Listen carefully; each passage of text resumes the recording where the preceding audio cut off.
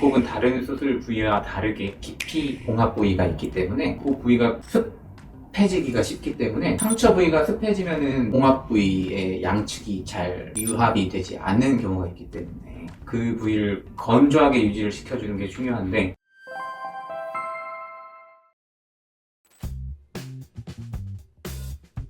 배꼽 수술한 다음에 내원하는 횟수는 환자분의 사정에 따라서 조금씩 다를 수 있어요. 일반적으로는 수술을 한 당일부터 한 2, 3일 후 한 번 내원을 하시고, 그 다음에 일주일째 오셔서 실밥을 반 정도 푸시고, 그 다음에 한 2주째 와서 그때는 이제 또 상황을 봐야겠죠. 이게 배꼽 수술이라는 것 자체가 배꼽은 다른 수술 부위와 다르게 깊이 봉합 부위가 있기 때문에 그 부위가 습해지기가 쉽기 때문에 상처 부위가 습해지면은 봉합 부위의 양측이 잘 유합이 되지 않는 경우가 있기 때문에 그 부위를 건조하게 유지를 시켜주는 게 중요한데, 대부분 환자분들 같은 경우에는 2주 정도 지나면은 잘 아물고 있는 것 같으면 그때 실밥을 모두 다 제거를 하는데, 만약에 그때도 상처 부위가 아직 좀 불안정한 경우에는 2주보다 조금 더 시간을 걸리는 경우도 있겠습니다.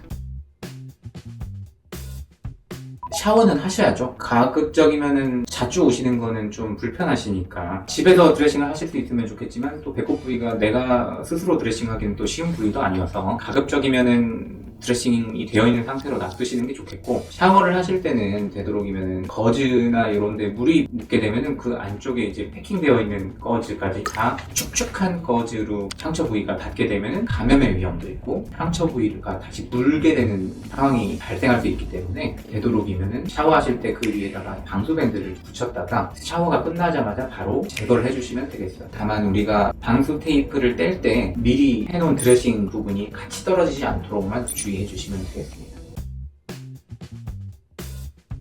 해외에 계시는 분들 같은 경우에는 퇴원하고 나서 경과를 한번 오셨을 때라든지 그럴 때 추후에 어떻게 관리를 할지, 실밥의 발사 시기는 언제로 할지 정도를 미리 병원에서 가르쳐 드리는데, 그것도 역시 경과에 따라서 바뀔 수는 있어요. 그래서 병원의 이메일이라든지 라인이라든지 카톡이라든지 이런 SNS를 통해서 그때그때 상황을 보내주시면 그거에 맞게 어떻게 할지를 결정을 하는 게 좋을 텐데, 아무래도 깊은 부위가 봉합 부위가 되다 보니까는 사진을 찍어도 잘 안 나온 경우가 많이 있어요. 그래서 사진을 찍을 때는 안쪽 깊은 부위가 잘 보이도록 촬영을 해서, 그렇다고 또 거기를 막 억지로 손으로 걸리거나 그러시면은 또 봉합 부위가 더 벌어지거나 뜯어질 수 있으니까 좀 조심을 하셔서 주의를 좀 기울이시는 게 좋겠습니다. 스테리 스트립이라고 해가지고 3M에서 나오는 제품인데, 이게 가장 효과적이면서도 가장 저렴한 상처 관리하는 방법이라고 생각이 들어요. 그 실의 방향이 90도가 되게 부착을 해주시면 되겠고, 되도록이면 길게 유지를 해주시는 게 좋은데, 그걸 매일매일 가실 필요는 없고, 만약에 너덜거린다고 하면 그 부분만 잘라서 유지를 하시면 되겠고, 떨어지면 새로 붙이시면 돼요. 그래서 그걸 한 최소 한두 달 정도는 해주시는 것이 흉터 관리에 도움이 되겠다. 그리고 또 흉터 연고라든지 흉터 레이저라든지 이런 것도 한번 고려를 해볼 수 있겠습니다.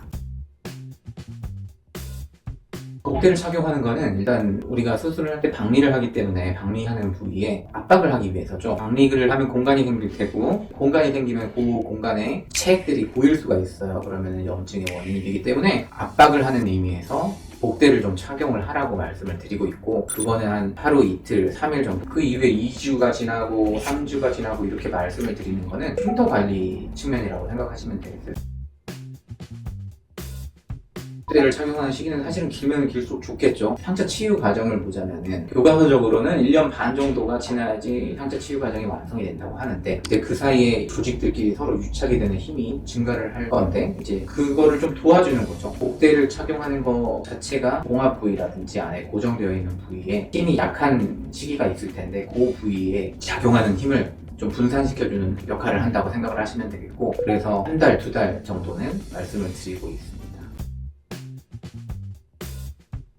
이게 배꼽 수술 같은 경우에는 아까도 말씀드렸지만 이게 봉합 부위가 굉장히 깊어요. 그래서 다른 수술과는 좀 관리하는 게 방법이 다르다고 생각을 하셔야 될 것 같고, 안에는 녹는 실로 피부를 봉합하고 밖에는 안 녹는 실로 봉합을 해놨는데, 안 녹는 실들은 제거를 1, 2주에 걸쳐서 하겠지만 녹는 실들은 안에 남아있거든요. 근데 걔네들이 한 달, 두 달, 시간에 따라 다르지만 녹아서 흡수가 되게 되는데 실들도 역시 이물질이기 때문에 염증을 일으키는 경우도 있어요. 그래서 상처를 관리하는데 일단 기본적으로는 물이 안 닿고 건조하게 유지를 시켜주고, 그리고 이게 벌어지지 않도록 좀 모아주고 그런 게 중요하겠지만은, 그거는 환자분들이 아무리 열심히 한다고 해도 환자에 따라서 다양한 반응들이 있을 수 있으니, 만약에 좀 이상한 것 같거나 궁금하거나 걱정이 되거나 그러는 경우에는 언제든지 병원으로 연락을 주시고 확인을 하시는 것이 좋겠습니다.